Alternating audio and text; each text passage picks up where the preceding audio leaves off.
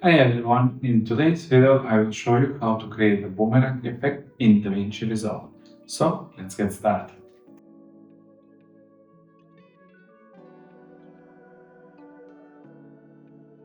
Over here in DaVinci I have our sample footage. Let's drop it to time.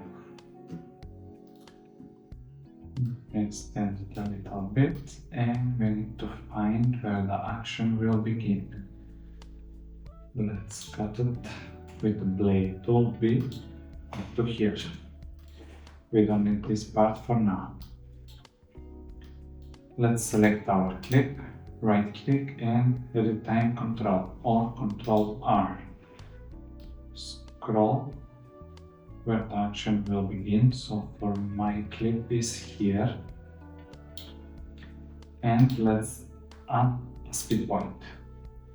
So now this part needs to be speeded up like for 100%. And this part over here we need to slow it down 50%. So let's see what we accomplish. Oh, okay, this is perfect. Now right click on our clip and this retime curve. So here it is, the retime curve.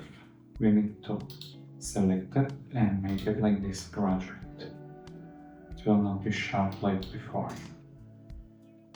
This is way smaller. Okay, let's move this out of the way, curve. Now by holding Alt, let's duplicate our clip. And this time we need to press right click and make it a compound clip. You can rename it, it's up to your liking, and create. So one more time, right click and change the clip speed. This time we need to reverse. You will notice here how it's -100 and -25 frames. Change. So now let's go to the beginning of our clip and full screen. Let's review it.